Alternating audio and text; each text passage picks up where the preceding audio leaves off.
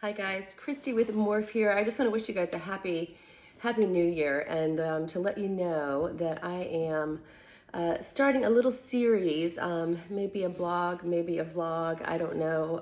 I'm not really sure what the difference is. There's probably video involved. Um, but anyway, I just wanted to start sharing some thoughts with you all that are really close to my heart. And I think as we're reflecting on the end of this new year, you can't really go anywhere without somebody going, "What's your New Year's resolution? What's your New Year's resolution?" And like for me, like I've never really had resolutions. I don't even really write down my goals. I'm kind of lucky if I remember to eat that morning and keep my kids alive some days. But resolutions are typically kind of built on shame. It's like somehow in this year we're going to be better than we were last year, and that implies that we weren't good enough. And so resolutions to me are sort of bound for kind of setting up failure, and failure is not something that we want to truly experience. But the only resolution that I think of that is really worth anything is resolving to really love yourself. So loving yourself can mean lots of different things, and we're going to go into that. This is going to be like a like a Morph mini mindset sort of experience. It's not going to be perfect. It's going to be raw. I like to overthink things, so I'm not going to do that. So there'll be lots of flubs and bloopers to watch as well, I'm sure. Like Clay was just eating a bag of chips that I could hear in here. But anyway, guys, listen, underneath is going to be sort of a paraphrasing of what I'm babbling about if you guys want to catch up and read it.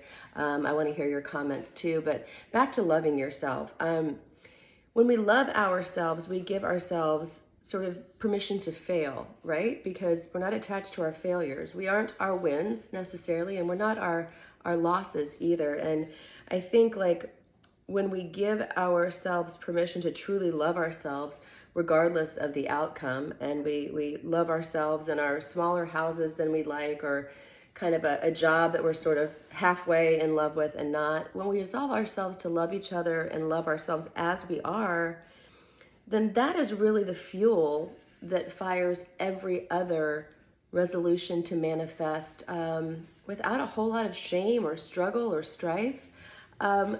When we love ourselves and our faults just as we are, we no longer fear failure. When we don't feel failure, we take bigger chances, right? And with bigger chances comes bigger growth, and more growth leads to more prosperity. More prosperity lends itself to more giving. So all of that happens when we really begin to love ourselves, because we can't take that first step if we think we're going to fall apart every time we fail. There really aren't any failures. I mean, there's learning opportunities, that make us who we are, that make us more humble or relatable or able to share our story with other people. If we don't love ourselves and we're constantly criticizing ourselves, we begin to live in a small space. We take fewer chances because we don't want to fail. We don't want to embarrass ourselves. The truth is, you only have to please yourself. That's it. There's no accounting for what other people are going to think of you. So just be you. You are the best damn you out there, the only you. And this world needs your gifts. And so we're going to talk about stopping to smell the roses a little bit, find joy in the simple things, live a more authentic life, not compare ourselves to others. You were granted these beautiful, unique, and wonderful gifts. And this year, I'm going to help you find them, and you're going to help me find mine. It's hard all the way around, guys. It really is. Like, there's a story about the tree of sorrow. It's an African type proverb, and it says, if you could walk around the tree of sorrows, and everybody went and got to hang up their sorrows, and you got to go and pick up somebody else's, 9 times out of 10, you'd probably pick up your own, right?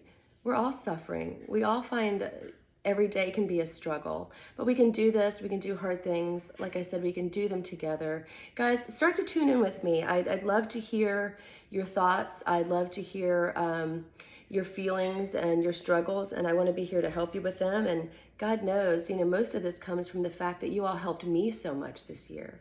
So I know you're out there. I want you to know that I am here for you.